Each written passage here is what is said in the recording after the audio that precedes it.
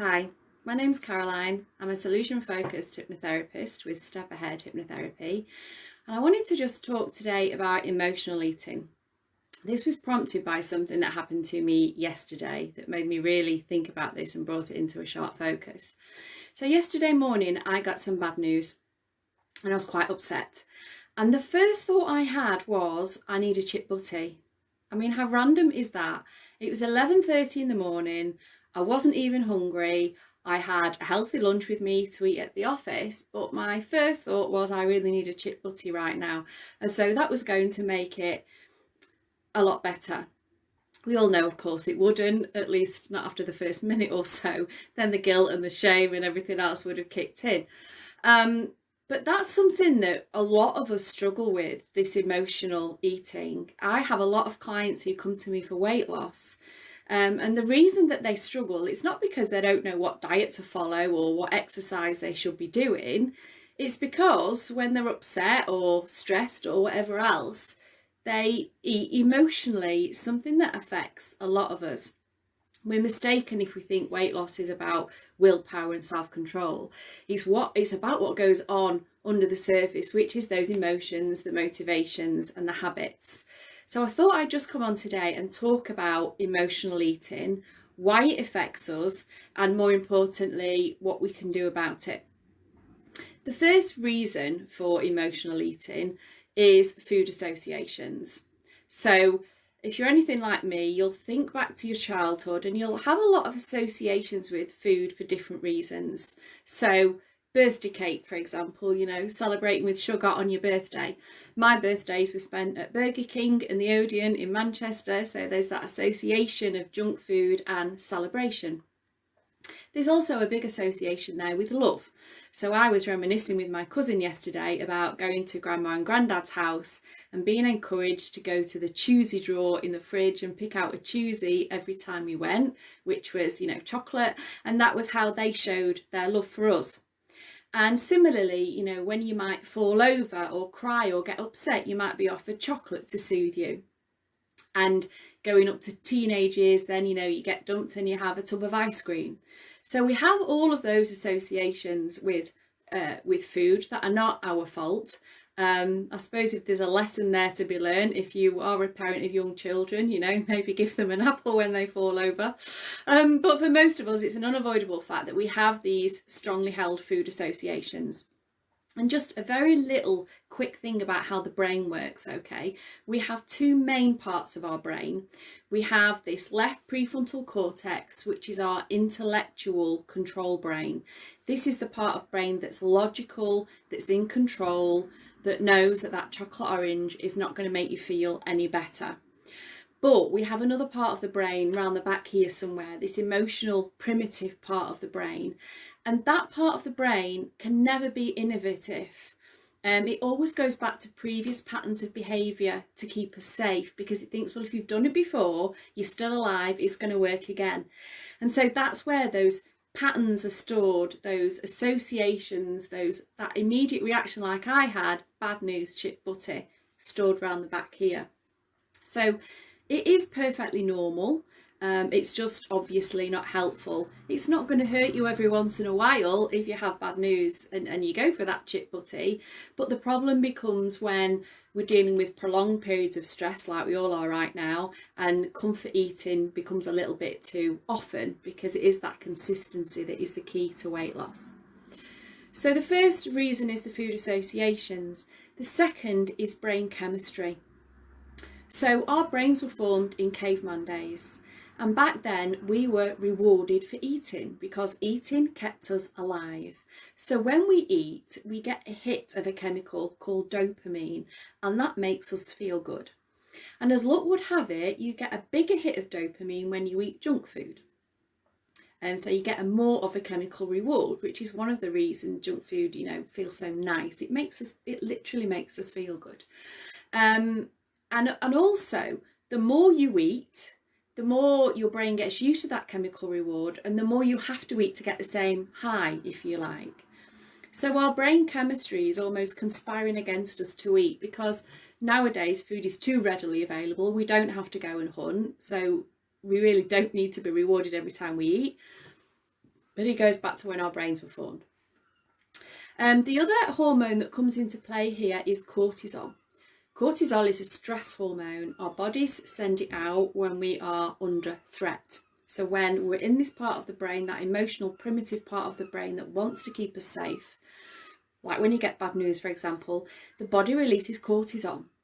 And cortisol encourages you to store fat because, you know, if you are under threat, who knows when you might eat again, you're encouraged to store that fat and keep alive. So there's a big chemical play going on here. So it is perfectly normal to want to eat emotionally, but there are things that you can do to take back control and stop it. The first main thing is pressing the pause button. So as with me yesterday, it was immediate reaction, I need a chip butty. Luckily, I didn't have a chip shop in the office. It wasn't that easy. I had a bit of time to think about it. Hit the pause button and think, what emotion am I feeling? What do I need in this moment? Because chances are it won't be a bag of lemon drops. What do I need in this moment and how am I going to get it? So for me yesterday, I was able to press pause and think, what do I need? I needed comfort and I needed reassurance. And so I reached out to people virtually and they gave me that support. So thank you, you know who you are. But just take a minute out to press pause and sit with the feeling. What is it telling me? What do I need? Another thing that can really help when you do press that pause button is to ask yourself in that moment, what am I grateful for in my life? So despite the fact I'd had bad news, I could still be grateful for the fact that I had a roof over my head, I've got food in my tummy, even if not a chip butty, and I've got family who care for me. And the reason that works is because when you're in that fight or flight response and then you get that automatic, I need that chocolate, I need those lemon drops, whatever, you're not in control, you're not thinking things through. That part of the brain is always negative. It cannot come up with anything positive. It's always negative because it's thinking about your own survival. So to answer that question, what am I grateful for? That part of the brain has to get engaged. And that's how you start taking back control, because remember, that part of the brain is the one that will tell you, really, a chip butty is not going to make you feel better. It'll only make you feel worse in the long run. Let's not do it. So it's all about getting this part of the brain back in control when you're not in that stressed fight or flight state. And the other way that you can do that is by rebalancing your brain chemistry. So we've talked about certain chemicals that your body sends out when you eat. There are other ways to get those chemicals. And these are things that you might want to consider putting in your routine as a whole, you're part of your daily routine, but you also can get them out of the kit bag when you are in that moment. So one of the biggest things you can do for brain chemistry is exercise. When you exercise, you release endorphins, feel-good chemicals. Funnily enough, I've seen a few people recently who were coping okay with their anxiety and their stress levels until for one reason or another they weren't able to exercise, and that's when they started going downhill, which just proves to me how important exercise is for your mental health. So do think about putting in some exercise that you enjoy into your daily routine. It really does help you keep on an even keel. But even in the moment, there are things that you can do. You know, obviously you get bad news, you're probably not going to think, I'm going to go out for a run right now.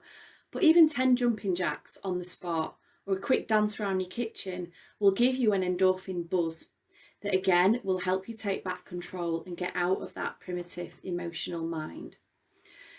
Something else is self-care activities. So whatever nurtures you and makes you feel good will produce good brain chemistry. For me, it's always been a bubble bath. I'll go and sit in the bubble bath for a good hour, and that will always help me feel a bit better. So think about what works for you and put some of that in place. Secondly, hugs and cuddles. So when we hug somebody else or when we have close physical contact, we release oxytocin, and oxytocin makes us feel good.